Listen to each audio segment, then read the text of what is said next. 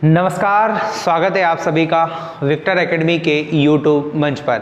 साथियों, आज की ये क्लास बहुत ही अद्भुत होने वाली है, बहुत ही बेहतरीन होने वाली है, बहुत ही शानदार होने वाली है, क्योंकि ये आज अपन संत शिरोमणि तुलसीदास जी के बारे में पढ़ने वाले हैं। उनके बारे में एक अनकही कहानी का अपन अध्ययन करने वाले हैं साथियों, और संपूर्ण साहित्यिक जीवन विवेचना उसकी पढ़ेंगे। और ये जितने भी परीक्षाओं में हिंदी से संबंधित क्वेश्चन आता है और उसमें साहित्य से संबंधित प्रश्न उत्तरी आती है या प्रश्न आते हैं साथियों, उन सारे का अपन जो भी तुलसीदास जी से संबंधित क्वेश्चन होते हैं वो आज अपन उनका सारा सारांश अपन पढ़ने वाले हैं। देखिएगा, तो प्रारंभ करते हैं साथियों तुलसीदास जी का जीवन परिचय। सबसे पहले देखिएगा कवि का कवि परिचय पढ़ते हैं साथियों। देखिएगा, तो देखना है आपको इधर के कवि परिचय यानी कि तुलसीदास जी का।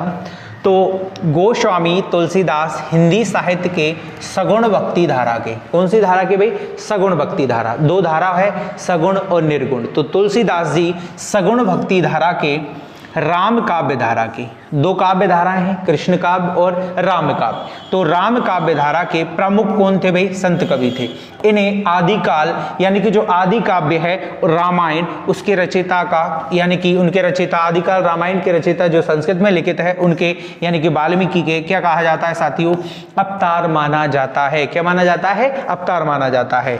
इनके द्वारा रचित महाकाव्य कौन सा भाई? रामचरितमानस। कौन सा काव्य? रामचरितमानस का कथानक कहां से लिया गया है साथियों? रामायण से लिया गया है, जो समूचे भारत में बड़े ही भक्ति भाव से पढ़ा जाता है और विश्व के सर्वश्रेष्ठ काव्यों में कौन से स्थान पर है भाई? 40वें स्थान पर है। एवं भारतीय संस्कृति में हिंदुत्ववादी लोकप्रिय एवं प्रथम महाकाव्य है। इनका जन्म मुगल बादशाह अकबर के शासनकाल में हुआ था।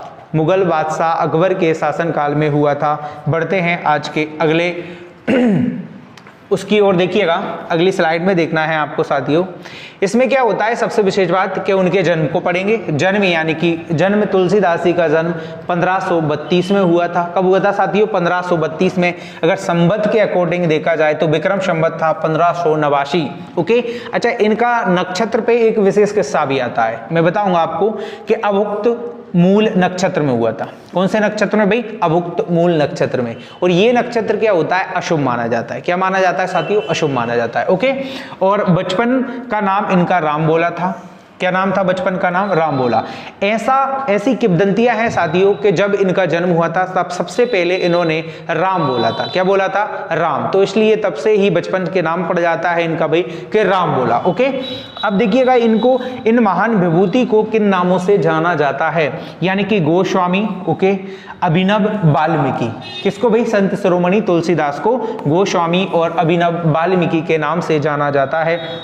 कुछ इतिहासकार के बारे में, जन्म के बारे में थोड़ा विवादास्पद है। देखिएगा, कुछ इतिहासकार इनका जन्म 1511 बताते हैं, यानी विक्रम संवत 1561 भी मानते हैं। ओके, और जन्म स्थान कुछ इनका भाई उत्तर प्रदेश के चित्रकूट जिले के, कौन से जिले के भाई? चित्रकूट जिले के राजापुर गांव में हुआ था। और इनका जन्म श्रावण मास में शुक्ल सप्तमी के दिन हुआ था। ये सर्वमान्य अनुसार है। और कुछ इतिहासकार इनका जन्म यानी कि उत्तर प्रदेश के कौन से जिले भाई? सौरो जिले। कौन से जिले? सौरो जिले। ओके, अब मूलतः आपको पता होना चाहिए, जन्म 1532 पता होना चाहिए। ओके, और जन्म स्थान यानी कि चित्रकूट जिला राजापुर गांव में। कुछ विद्वान यानी कि इनका जन्म उत्तर प्रदेश के सौरो जिलों में भी, जिसे अपन सौरो जी कहते हैं, सौरो जिलों में भी मानते हैं। ओके साथियों, बढ़ते हैं अगले स्लाइड में। देखिएगा, इनकी मृत्यु यानी कि तुलसीदास जी का जो देवगमन हुआ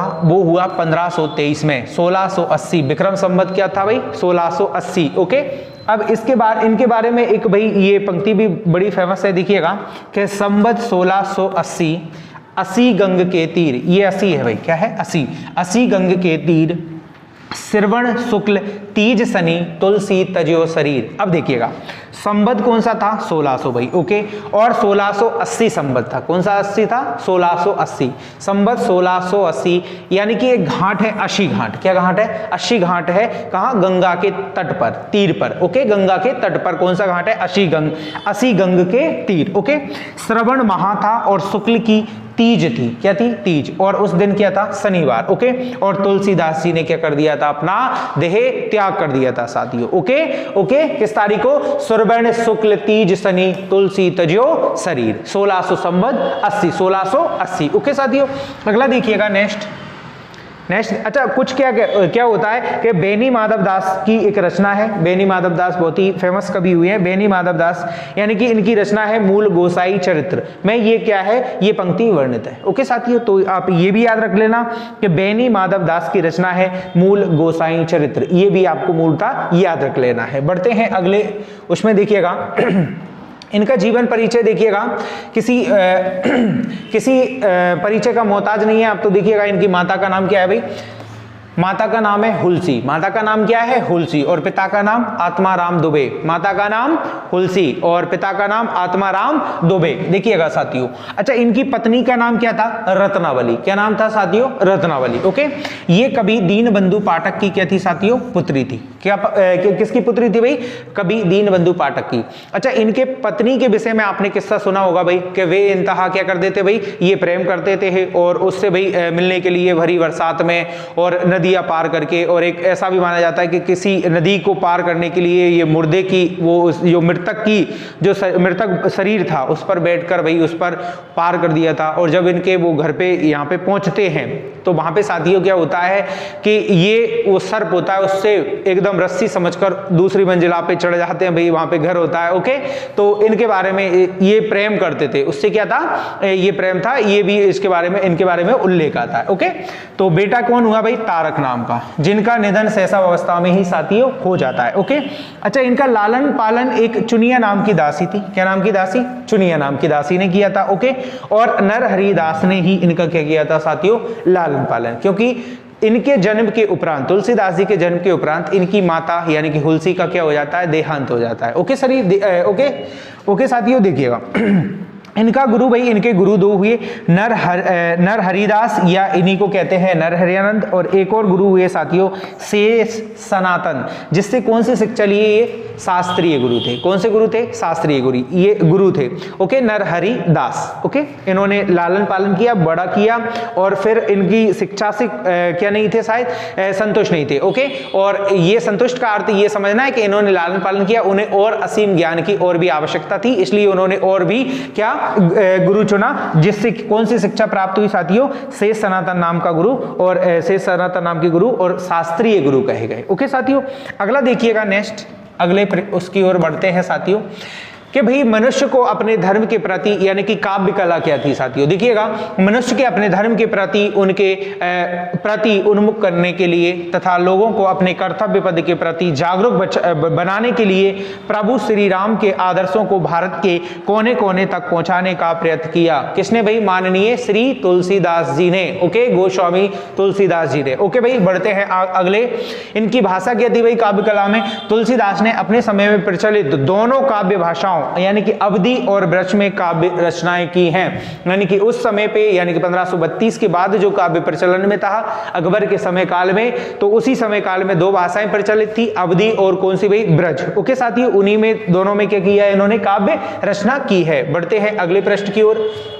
अगले पृष्ठ पर देखिएगा आप साथियों कि इनकी काव्य शैली क्या थी कि तुलसीदास ने समय में यानी तुलसीदास के समय में काव्य रचना की निम्न शैलियां क्या थी साथियों? प्रचलित थी। उसमें वीर गाथा काल के कवियों का सबसे प्रिय जो छंद माना जाता है वो छप्पे, और प्रेम मार्गी कवियों ने भाई दोहा प्रकार के छंद भी लिखे, चौपाई शैली भी लिखी। ओके भाई, और कबीर एवं अन्य संत कवियों ने जो भक्त कवि के पद उसके भाई गीति शैली और सवैया छंद, ये सभी का ज्ञान किन्हें था? माननीय तुलसीदास जी को था। ओके साथियों, अगला देखते हैं इनके ग्रंथों के बारे में। ये बहुत आवश्यक है भाई, आपको ये आना भी चाहिए साथियों। देखिएगा इनके ग्रंथ की कहानी क्या है। ये भाई छोटे ग्रंथ है। कौन से ग्रंथ है भाई? छोटे ग्रंथ, 7 छोटे और 7 बड़े भी पढ़ेंगे। ओके, तो इसमें जो कृष्ण गीतावली ये अपन कह देते हैं गीतावली, इसकी रचना हुई थी साथियों। इन्होंने रचना जो रचित रचना है उसको 1571 में रचा था। भाषा थी ब्रज भाषा, यानी कि पहली रचना कृष्ण गीतावली 1571 ब्रज भाषा। ओके, दूसरी रचना भाई इन्होंने जो छोटे ग्रंथों में मानी जाती है रामलला नेछु, इसकी जो रचना की उन्होंने 1582 में। कौन सी भाषा भाई? अवधी भाषा में। ओके साथियों, पार्वती मंगल 1582, पार्वती मंगल 1582। अब भाषा कौन सी? अवधी। जानकी मंगल, याद होना चाहिए, जानकी मंगल 1582, भाषा कौन सी साथियों? अवधी। दूसरा देखिएगा वैराग्य संदीपनी, कौन सी सन में लिखा भाई? 1612 में ये ग्रंथ लिखा, और भाषा कौन सी भाई? ब्रज भाषा में। ओके। रामाज्ञा प्रश्नावली, ये भाषा यानी कि ब्रज या अवधी दोनों में संयुक्त रूप में लिखी हुई है, और कौन सी सन में लिखी भाई? 1612। ओके, 1612 ईस्वी में। ओके। वर्वे रामायण, कौन सी रामायण भाई? वर्वे रामायण 1612 में लिखी इन्होंने साथियों, और भाषा थी इसकी अवधी। कौन सी भाषा थी? अवधी।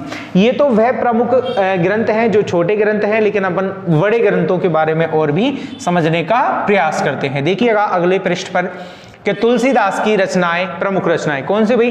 5 बड़े ग्रंथ। राम गीतावली, गीतावली 1571 ब्रज भाषा। ओके भाई। रामचरितमानस 1574 अवधी भाषा। पता होना चाहिए रामचरितमानस किसके आधार पर है, कौन है इसमें नायक? श्री रामचंद्र, प्रभु श्री राम। ओके भाई, कि रामचरितमानस 1574 में कौन सी भाषा भाई? अवधी भाषा में। ओके। तब कौन से मुगल बादशाह का शासनकाल था? अकबर का। किसका शासनकाल था? अकबर का। ओके। रामचरितमानस 1574 अवधी भाषा, 7 कांड। ओके। विनय पत्रिका 1582 ब्रज भाषा। दोहावली 1583 ब्रज भाषा। कवितावली 1612 यानी कि ब्रज भाषा।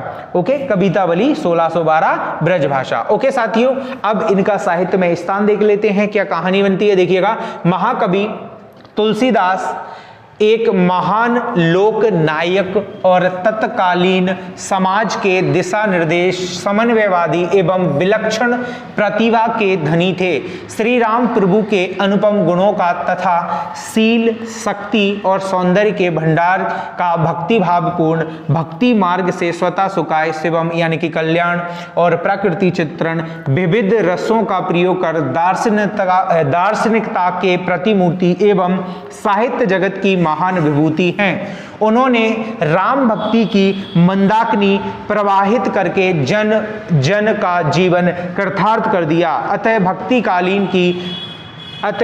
काल की राम भक्ति काव्यधारा के सर्व प्रमुख कवि हैं। इनका हिंदी साहित्य जगत में सर्वोच्च स्थान है। यानी कि जो हिंदुत्व संस्कृति को जो रामचरितमानस से आज संजीवनी बूटी का कार्य करती है, वह महान विभूति श्री तुलसीदास जी हैं। ओके, तो ये दोस्तों तुलसीदास जी के बारे में छोटा सा जीवन परिचय था। उम्मीद करता हूँ आपको अच्छा लगा होगा। ओके, और अच्छा लगा हो तो शेयर करिए हमारी वीडियो को, कमेंट करिएगा और चैनल को सब्सक्राइब करें। मिलते हैं अगली वीडियो में, तब तक के लिए अपना ख्याल रखिएगा। जय हिंद, जय भारत।